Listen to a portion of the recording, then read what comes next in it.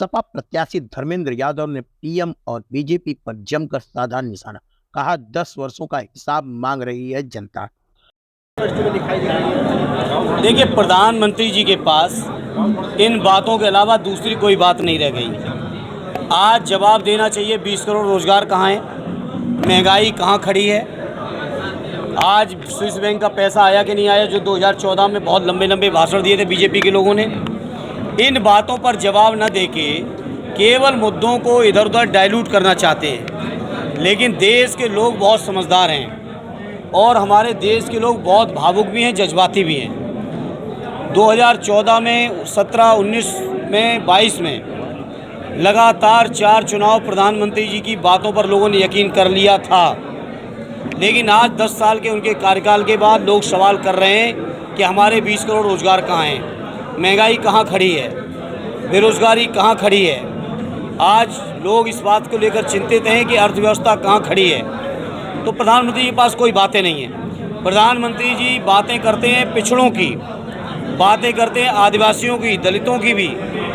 लेकिन मैं पूछना चाहता हूँ, लगभग 350 डायरेक्ट IAS भर्ती किए गए हैं केंद्र सरकार द्वारा माननीय प्रधानमंत्री जी के कार्यकाल में। और इस आपके माध्यम से बीजेपी से मेरा सीधा सवाल है, सूची जारी करें कि कितने बैकवर्ड IAS नियुक्त किए हैं, कितने दलित किए हैं, कितने आदिवासी किए हैं, कितने माइनॉरिटी के लोग किए हैं। जितनी भर्तियां थी उनमें सब में आरक्षण छीन लिया।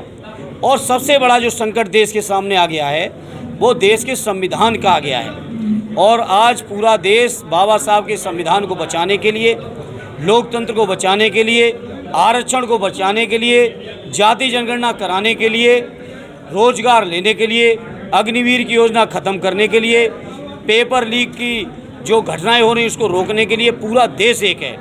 और अब बीजेपी के लोगों का कोई बहाना चलने वाला नहीं है। उनका कहना है कि OBC आरक्षण पे डाका डाला जा रहा है, SC ST आरक्षण पे भी तलवार लटक। मैंने कहा 350 डायरेक्ट IAS नियुक्त किए प्रधानमंत्री जी ने, केंद्र की सरकार ने JS लेवल के, जिनको 22 साल की सीनियोरिटी दी गई है, उसकी सूची जारी करें और बताएं कितने बैकवर्ड, दलित, माइनॉरिटी, आदिवासी के उसमें भागीदारी है।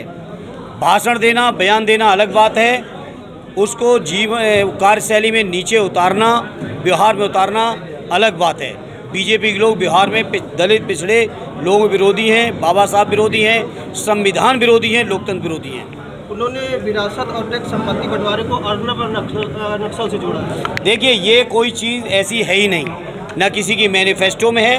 ये प्रधानमंत्री जी और भारतीय जनता पार्टी मात्र काल्पनिक मुद्दा बना के इस तरह से विपक्ष को घेरना चाहते हैं, जबकि विपक्ष की ऐसी न कोई मंशा कल थी, न आज है, न कभी होने वाली है।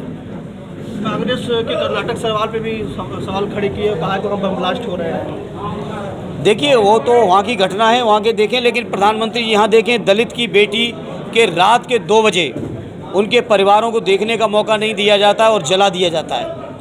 आखिर यूपी के अंदर क्या हो रहा है, प्रधानमंत्री जी को देखना चाहिए।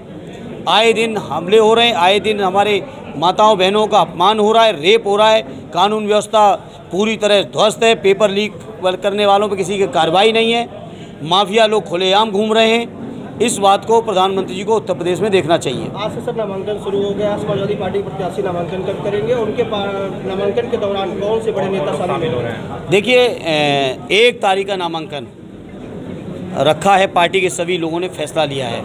1 तारीख को हम लोग नामांकन करेंगे और पार्टी के सारे जिम्मेदार लोग रहेंगे। हालांकि बड़े नेता लोग, चूँकि तृतीय चरण का चुनाव एकदम अंतिम चरण में है, तो हम ये नहीं कहते कि कोई जो लोग लगातार प्रचार में हैं या जिनकी उधर प्रचार अभियान में शामिल हैं वो लोग शायद ना आ पाएँ। लेकिन उधर के चरण ख़त्म होने दिए, पार्टी के सभी जिम्मेदार लोग आजमगढ़ में होंगे। बसपा पहले भीम राजभर को प्रत्याशी बनाती है, उसके ठीक बाद जो है वो प्रत्याशी बदल के एक मुसलमान चेहरा खड़ा कर देती है। क्या लगता है, क्या रणनीति? देखिए, वो तो उनका हक अधिकार है, किसको खड़े करते हैं उस बात की हमें नहीं कहने का कोई हक है, वो तो उनका फैसला है। हालांकि माइनॉरिटी के भाई लोग, लीडरशिप, जो रियल लीडर हैं वो कहाँ हैं वो आप सब जानते हो। प्रतिशत लगातार 2 चुनाव में कम देखने को मिला है, इसको किस तरह से देख रहे हैं? बीजेपी के प्रति लोगों की निराशा है।